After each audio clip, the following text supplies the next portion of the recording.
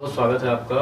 आज आपने पत्रकार परिषद का आयोजन किया है, किन मुद्दों को लेकर किया है, क्या कुछ कहना चाहेंगे? सर, सबसे पहले अपने नाम से शुरू करें। नमस्कार, मैं अनुराग जैन, एक समाज सेवक।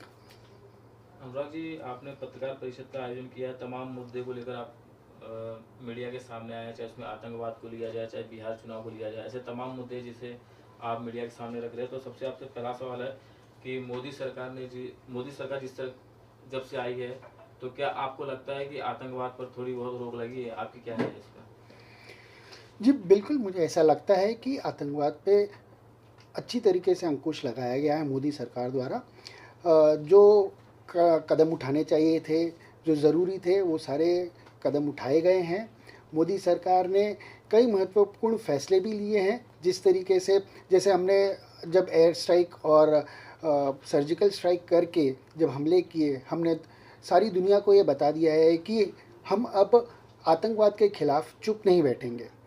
ऑपरेशन सिंदूर के द्वारा हमने आतंकी हमले करके हमने जब वहाँ पे जाके आतंकी अड्डों को ज़मीन दोष किया, तो हमने दुनिया को ये बता दिया है कि अब हम आतंकवाद का जवाब मुंह तोड़ करके देंगे। इसी तरीके से मोदी सरकार ने आतंकी फंडिंग पे लगाम लगा दी गई है। कश्मीर से 370 की धारा निकाल के जो पड़ोसी मुल्कों से आतंकवाद को जो सहारा मिल रहा था या उनको हेल्प मिल रही थी, उसके ऊपर अंकुश लगा दिया गया है। तो मुझे ये बिल्कुल लगता है कि मोदी जी के होते हुए ये मुमकिन है, और आतंकवाद के ऊपर अंकुश लगाने के ऊपर मोदी सरकार बहुत ही सफल रही है।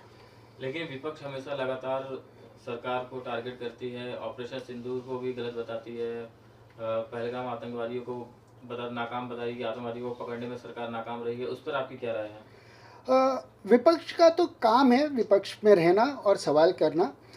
सवालों का मुंह तोड़ जवाब देना हमारी सरकार को आता है, और सवालों के ऊपर उनको जो भी कार्रवाई की है, जो हमने कदम उठाए हैं, हमने उनके प्रूफ भी दिए हुए हैं।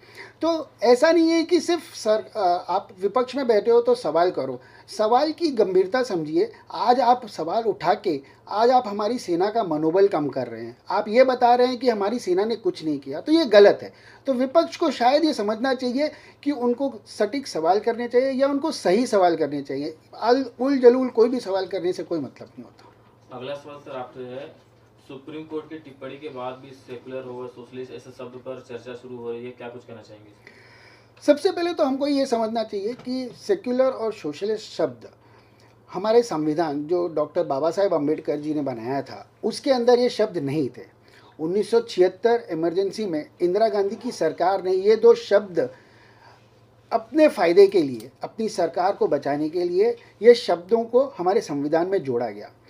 अगर ये शब्दों को जब उस समय किसी कारणवश जोड़ा गया, आज अगर वो कारण हमारे किसी काम का नहीं है, क्योंकि अगर आप देखेंगे मोदी सरकार द्वारा या मोदी जी द्वारा जितने भी काम किए गए हैं, हमने कोई जाति या धर्म को ध्यान में रखते हुए नहीं किए, हमने भारत की नागरिक के लिए किए हुए।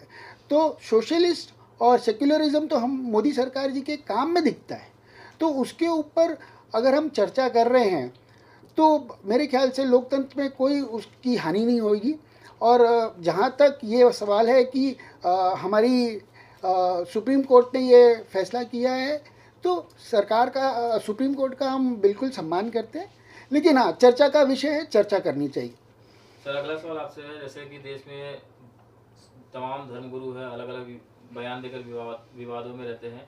हाल ही में अनिरुद्धाचार्य जी ने बयान दिया, फिर बाबा बागेश्वर जी ने बयान दिया, उस पर आपकी क्या राय है? क्या ऐसे बयान देना सही है?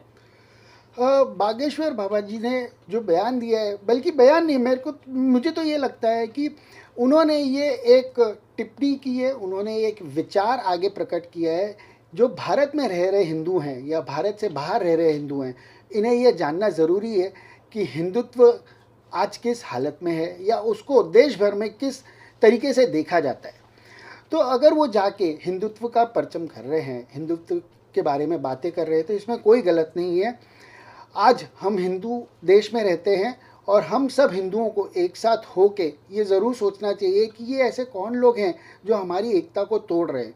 तो शायद हमको एक साथ जुड़कर हमारी एकता का प्रदर्शन करना चाहिए। हमें एकजुट होकर हमारी देश की एकता, अखंडता को मजबूत करते हुए हिंदू राज्य बनाना चाहिए। जैसे अभी हाल ही में उत्तर प्रदेश में एक छांगुर बाबा पकड़ाए गए थे, इस्लामीकरण करने के लिए लोगों को धर्मांतरित कर रहे थे, उस पर आपकी क्या राय है? देखिए, हमारा संविधान तो सब धर्मों को समान मानता है, लेकिन छांगुर बाबा जैसे लोग जो ज़बरदस्ती या लालच देके या आपको बहका के इस तरीके से अगर धर्म परिवर्तन करते हैं, ये सही नहीं है। मैं इसका विरोध करता हूँ।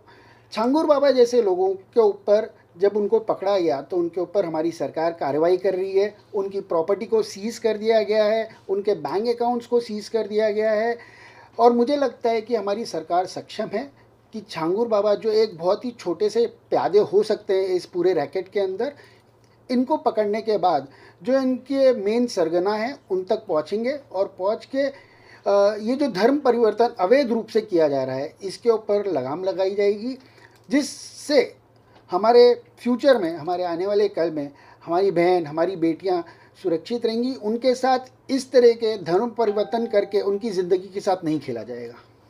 पैसे की वजह से धर्म परिवर्तन कराया जा रहा है, उस पर आपके क्या कहना चाहेंगे? पैसे लोगों को लालच दिया जा रहा है इस तरह का, पैसे दे के दिया जा रहा है। देखिए, भारत इतना बड़ा देश है, हमारी 140 करोड़ की आबादी है, बहुत सारे लोग हैं जो गरीबी रेखा के नीचे हैं, तो इनके लिए पैसे की ज़रूरत होती है। उस समय ये नहीं समझते कि ये पैसा वो जब ले रहे हैं और अपना धर्म परिवर्तन करवा रहे हैं, उसके बाद इनके साथ क्या होगा। पैसे उस समय तो बहुत अच्छे लगते हैं बिकॉज उस समय उनको ज़रूरत होती है, लेकिन बाद में जब उनके साथ गलत काम कराया जाता है या उनको बोला जाता है कि इस तरीके से आप दूसरे धर्म का पालन कीजिए या मुसलमान धर्म का, इस्लाम धर्म का पालन कीजिए, और कई चीज़ें जो उन्होंने आज तक अपनी ज़िंदगी में नहीं की है वो सब करने पे मजबूर किया जाता है, तब उन्हें पता चलता है कि ये उन्होंने गलत कर दिया।